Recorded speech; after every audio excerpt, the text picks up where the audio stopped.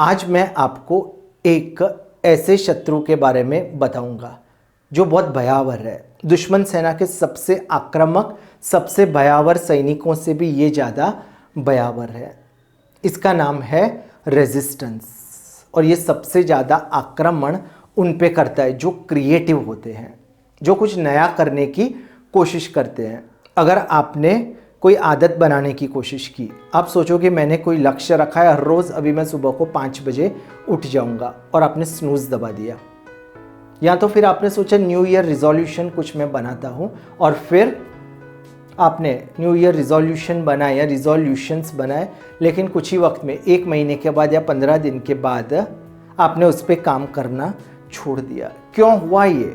उसका कारण यही है रेजिस्टेंस। जो लोग बड़े बड़े लक्ष्य रखते हैं, कुछ नया करने की कोशिश करते हैं, रेजिस्टेंस उनको परेशान करता है, और उसकी वजह से वो लोग फिर आगे नहीं बढ़ते और बीच में ही हार मान लेते हैं। हम लोग बात करते हैं जब अंग्रेज थे वो भारत आए थे, धीरे धीरे धीरे वो भारतीयों पर हावी हो रहे थे। भारत के लोग तब सो नहीं रहे थे, उनको समझ तो पड़ रही थी कुछ गलत हो रहा है, लेकिन उनके भीतर का जो रेजिस्टेंस था, उनको कोई रचनात्मक योजना बनाने में अवरोध डाल रहा था। या तो कोई योजना भी वो बनाते थे तो उठ के, जैसे इंसान सुबह को 5 बजे उठ के खड़ा नहीं हो जाता, उसी प्रकार वो भी आगे बढ़ने में हिचकिचा रहे थे। रेजिस्टेंस उनको रोक के रख रहा था। तभी एक दुबले पतले इंसान आए, लकड़ी लेके, शारीरिक कमजोरी थी, और वो निकल पड़े क्योंकि उन्होंने अपने रेजिस्टेंस पे विजय पा ली थी। उसी प्रकार मेरी बात करता हूँ, मैं भी जॉब करता था पहले, अभी भी जॉब करता हूँ, पैरेलली मैं दूसरे काम करता हूँ। तो जॉब में मेरे को प्रॉब्लम नहीं होती थी, मैं 9 से 10 घंटे काम करता था, और वो हैबिट बन गई कि एक ही प्रकार का काम रोज़ रोज़ करना है, तो उसमें कोई नया चीज़ करने का नहीं था। उसमें मेरी क्रिएटिविटी शुरुआत में यूज़ हुई थी, अभी क्रिएटिविटी की कोई आवश्यकता नहीं थी, इसलिए मुझे रेजिस्टेंस परेशान नहीं कर रहा था। लेकिन फिर मैंने सोचा अभी मुझे किताब लिखनी है, एक क्रिएटिव काम करना है, और जैसे ही मैंने सोचा ये, तब रेजिस्टेंस ने मेरे को अटैक किया। मैं जैसे ही काम करना शुरू करता था, लेकिन मैंने किसी भी प्रकार से लक्ष्य बनाया था कि मुझे ये किताब ख़त्म करनी है, मैंने सोच लिया था, और पहले तकरीबन 25 पेज थे, वो मैंने लिख दिए, 1 महीने में लिख दिए। कंटिन्यूअसली मैं सोचता था, ऑफिस से आता था, लेट रात तक बैठता था, सुबह को जल्दी उठता था, और मैंने काफ़ी 25 पेज लिख दिए। मुझे ही शॉकिंग लगा, उसको एडिट कर दिया। लेकिन 25 से जो 50 का सफ़र था, बहुत मुश्किल हुआ मेरे लिए। मेरे दिमाग में आइडियाज़ आना ही बंद हो गए। या तो इर्द गिर्द कोई आइडियाज़ आते थे जिनका मेरी स्क्रिप्ट से कोई लेना देना नहीं था। मुझे पता चला कुछ गलत हो रहा है, और तब मौका था। जिस प्रकार बहुत सारे लोग रास्ता छोड़ देते हैं, हार मान लेते, मैंने हार नहीं मानी, क्योंकि मैं अवगत था इस रेजिस्टेंस के बारे में। मुझे पता चल गया था, मैंने इसके बारे में सोचा था। मुझे लगा था, मैंने सोचा है कि मैं अपना जीवन क्रिएटिविटी, रचनात्मक कार्य करके आगे बढ़ाऊंगा। और मुझे पता था कि एक दिन, हर रोज़ मुझे ये रेजिस्टेंस परेशान करेगा, और मुझे इस पे विजय पानी है। और इसलिए मैं मेहनत करता था। 25 से जो 50, पहले 25 पन्ने मैंने 1 महीने में लिखे, और 25 से 50 का जो बहुत गंभीर जो सफ़र था, उसमें मेरे को 2 महीने से भी ज़्यादा लग गए। बहुत दिक्कत हुई। मैं अगर नोटबुक लेके पेन रखता था तो हाथ कांपता था मेरा। अगर टाइपराइटर जो कीबोर्ड था, उस पर अगर मैं टाइप करता था तो गलतियां होने लगती थी। मैं जो लैपटॉप था मेरा, वो बंद कर देता था, इतनी दिक्कत आती थी, क्योंकि रेजिस्टेंस था, वो बहुत परेशान कर रहा था। वो बोलता है आराम कर यार, ऑफिस में तू काम तो करता है, इसकी तुझे क्या आवश्यकता है। लेकिन अगर आपको भी जीवन में कुछ रचनात्मक करना है, तो रेजिस्टेंस पे आपको ज़रूर विजय पानी पड़ेगी। उसके मैं आपको तरीके भी बताऊंगा, लेकिन विजय तो आपको पानी ही पड़ेगी। ज़्यादातर जगहों पे जो जीवन चलता है वो एक हायरार्की की तरह चलता है। आप बोलोगे क्या होती है हायरार्की? जैसे ऑफिस में जो लोग काम करते हैं, उनको इसके बारे में पता होगा कि आप जिस डिपार्टमेंट में काम करते हो उसका एक हेड होता है, उसके नीचे मैनेजर्स होते हैं, हर मैनेजर के अंदर एक टीम होती है, लीडर्स होते हैं, उसके नीचे भी लोग होते हैं। इस प्रकार की हायरार्की होती है। घर में भी एक सबसे ज़्यादा सीनियर पर्सन होता है, उसके नीचे 2 लोग होते हैं, फिर नीचे नीचे तक का लोग होते हैं। इस प्रकार से हायरार्की चलती है। जैसे गवर्नमेंट है, उसमें भी प्राइम मिनिस्टर होता है, फिर नीचे सब आखिरी में सब कार्यकर्ता होते हैं, उसके बीच के अंदर अलग अलग लेवल्स होते हैं।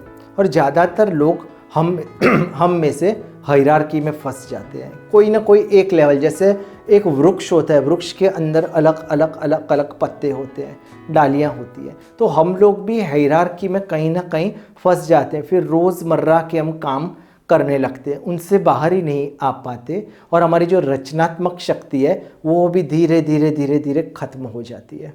हायरार्की से बाहर आना पड़ेगा, तभी जाके हम लोग हमारे लक्ष्यों को प्राप्त कर पाएंगे। लोगों ने ऐसा किया है, जैसे गायक हैं, जैसे लता मंगेशकर की बात करते हैं, या तो फिर मोहम्मद रफ़ी की, वो हायरार्की में नहीं जिए।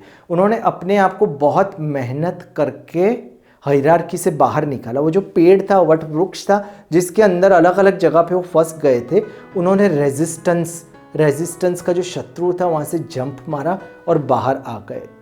खुले मैदान में उन्होंने रेजिस्टेंस को ललकार मारी, जो करना है, और वो तैयार थे। सचिन तेंदुलकर थे, उनको भी मौका था कि वो एक नॉर्मल जीवन जीते, नहीं किया उन्होंने हायरार्की से बाहर निकले, वो रेजिस्टेंस पर उन्होंने विजय पाई। उन्होंने सोचा ये जो ग्राउंड है उस पे मेरे को गेम खेलनी है। उसी प्रकार डांसर्स की बात करते हैं, ऋतिक रोशन है, कितने अद्भुत डांसर हैं, वो हायरार्की से बाहर निकल आए। इसी प्रकार जो भी लोग हैं, रतन टाटा है, अगर हमको जीवन में आगे बढ़ना है तो ये रेजिस्टेंस का जो शत्रु है उस पे जीत हासिल करके रचनात्मक कार्य करने होंगे और यहाँ से बाहर निकलना पड़ेगा। अगर इससे हम लोग बाहर नहीं निकले तो हम लोग रेगुलर रोज़मर्रा की जो हमारी ज़िंदगी है उसमें ही फंस जाएंगे। तो क्या हम रेजिस्टेंस के सामने लड़ने के लिए सक्षम नहीं हैं? जी हाँ, सक्षम हैं, और कई जगह पर हम लोग इसका सामना बखूबी से करते हैं। आप पूछोगे कैसे? कभी हम ऑफिस में जाते हैं और हमारी तबीयत ठीक नहीं होती है, फिर भी हमें पता है ये काम तो हमें ख़त्म करना ही है, इसमें कोई ऑप्शन नहीं है, अगर नहीं किया तो दिक्कत हो सकती है, नौकरी जा सकती है। तो फिर आप मेहनत करके आप सब भूल जाते हो, काम करना शुरू कर देते हो, और आपका जो सर दर्द है वो आपको पता ही नहीं चलता। आप जब घर पे पहुंचते हो रात को, तब आपको पता चलता है अरे मुझे तो सर दर्द था। तब हमने रेजिस्टेंस पे विजय पाली होती है। इसलिए मुमकिन है, कई बार एग्ज़ाम होती है तो अपने आप हमको लगता है पास होने में खतरा है, तो हम लोग अपने आप 4 बजे उठ जाते हैं सुबह को, या 5 बजे उठ जाते हैं। अगर 5 बजे की ट्रेन है सुबह की, तो 3:30 बजे नींद खुद खुल जाती है, 4 बजे खुद खुल जाती है। तो रेजिस्टेंस पे विजय पाना मुमकिन है, लेकिन मेहनत करनी पड़ती है। और भी तरीके हैं, बहुत सारे लोग हैं जिनको बड़ी बड़ी बीमारियां डिटेक्ट होती है। अचानक कोई दिक्कत हुई, कोई तकलीफ़ हुई, कोई असुविधा हुई, डॉक्टर बोलते हैं टेस्ट करवा। बहुत दुख की बात है, लेकिन डॉक्टर कहते हैं आपको कैंसर है और अभी आपके पास ज़्यादा वक्त नहीं, ज़्यादा से ज़्यादा आप 2 महीने तक जीवित रह सकते हो। घबरा जाते हैं लोग। पहले तो लगता है जैसे ज़मीन है वो पाँव के नीचे से निकल रही है, आँखों में आंसू आ जाते हैं, लेकिन उसके बाद एक नई ज़िंदगी भी शुरू हो जाती है। बहुत लोगों की, वे सोचते हैं ये सब अभी निरर्थक कार्य मेरे को करना बंद करना पड़ेगा, और वो लोग सबसे जो महत्वपूर्ण कार्य है और ऐसी जो चीज़ें जो उन्होंने बाकी रख दी थी, कोई हॉबी होती है, पूरा ध्यान उसमें लगा देते हैं। जो लोग उनको पसंद होते हैं उनके साथ वो ज़्यादा समय बिताते हैं, और फिर वो कहते हैं ये जो आखिरी मेरे जीवन के 30, 35, 40 दिन थे वो सबसे सर्वश्रेष्ठ थे। और कई लोग इतने पॉजिटिव हो जाते हैं, positive power of subconscious mind का इस्तेमाल करते हैं, अवचेतन मन का, तो कैंसर जैसी बीमारी पे भी वो विजय पा लेते हैं। मुमकिन है, ऐसा हुआ है क्योंकि उन्होंने जो रेजिस्टेंस है उस पे विजय पा ली है। हम लोग नहीं कर पाते। बहुत सारे लोग हैं, जब रिस्क लेने की बात आती है, क्रिएटिविटी की बात आती है, तो हम लोग वापस हम लोग हमारी रोज़मर्रा की ज़िंदगी में चले जाते हैं। मेरी खुद की बात बताता हूँ। हम लोग कॉलेज के जब फर्स्ट ईयर में थे तब हमने कुछ प्लानिंग में गड़बड़ी कर दी और हमको समझ नहीं पड़ी, शायद हमने ज़्यादा ही लाइटली ले लिया, तो हम सब फर्स्ट ईयर में एक एक सब्जेक्ट में फेल हो गए। मैं जब कॉलेज में गया तो देखा तो मेरे जो मित्र थे वो रो रहे थे, मुझे तो रोना आया ही नहीं। मैंने बोला ठीक है यार, हमसे गलती हुई है, लेकिन ये जो कॉलेज की पढ़ाई है मुझे ज़्यादा मुश्किल नहीं लगती थी, क्योंकि मुझे लगा यार ये तो रिपीटिटिव काम है, इसको बार बार पढ़ेंगे तो अपने आप याद रह जाएगा, भले हमको इतना इसमें इंटरेस्ट नहीं आ रहा। सबसे ज़्यादा जो चैलेंज था वो माँ बाप को बताना था, लेकिन मैंने बोला वो भी समझ जाएंगे, उनको पता है कि गलतियाँ हुई है और ये लोग सुधार देंगे। और ऐसा ही हुआ, हमने मेहनत की और फिर हम लोग सब पास हो गए। वो आसान था मेरे लिए, वो चैलेंज था क्योंकि वो रेगुलर काम था, इसमें कोई क्रिएटिविटी की ज़रूरत नहीं थी। लेकिन जब मैं किताब लिख रहा था तब पूरी तरह से मुझे मेरे रचनात्मक दिमाग का उपयोग करना था और उसमें मुझे बहुत दिक्कत आई। उसमें वो ख़त्म करने में जो मुझे चैलेंजेस आए, मुझे आज भी पता है। मुझे तब रोना नहीं आया था, और जब मैं किताब लिख रहा था तब मुझे अंदर से रोना आ रहा था। मैं सोच रहा था कब ख़त्म होगी यार, ये जो सब चरित्र हैं, ये चरित्र ही कन्फ्यूज़, जो मैं चरित्र के बारे में सोचता था, जैसे रामायण में श्री राम का चरित्र है, हनुमान का चरित्र है, वैसे मेरी किताब में भी, अगर मैं आपको किताब बताऊं तो ये मेरी किताब है, ये मेरा मेन चरित्र है, ये साधु है।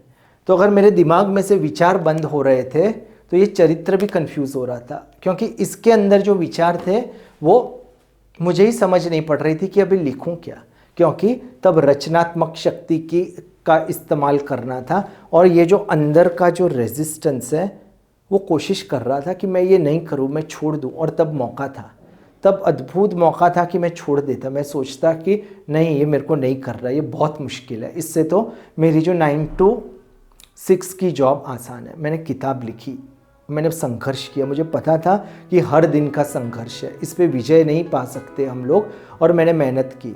जो बड़े बड़े लोग होते हैं वो इसी प्रकार हर रोज़ का संघर्ष होता है। आप ऐसा मत समझिए कि रेजिस्टेंस पे आपने विजय पा ली है। जो लोग क्रिएटिव होते हैं हर रोज़ रिस्क लेते हैं, एक ही प्रकार की जॉब करके वो लोग वहाँ पे रिटायर नहीं हो जाते। मूवीज़ में भी कुछ लोग बोलते हैं हम अलग अलग रोल्स करते हैं, तभी हमको मज़ा आता है, हमको नया सीखने को मिलता है। जो स्पीकर होते हैं, बड़े बड़े ऑडियंस के सामने बोलते हैं, उनको अगर आप पूछोगे कि अभी तो आपने इतनी सारी स्पीच दी है, अभी तो आपको कोई टेंशन नहीं होगा, बोलते हैं हर बार हम जाते हैं ना तो हमारे हाथ कांपते हैं, हमको लगता है क्या हम बोल पाएंगे कि नहीं, लेकिन हम बोलते हैं, क्योंकि वो इनर जो रेजिस्टेंस है उस पर वो लोग जीत पाना चाहते हैं। और ये जो युद्ध है वो अंत तक चलता है। ये रेजिस्टेंस ऐसा नहीं कि आपको छोड़ देगा। हर रोज़, जब मेरे साथ ऐसा ही हुआ, मैंने आदत बना ली कि सुबह को मैं 5 बजे उठूँगा, 4 बजे नहीं 5 बजे।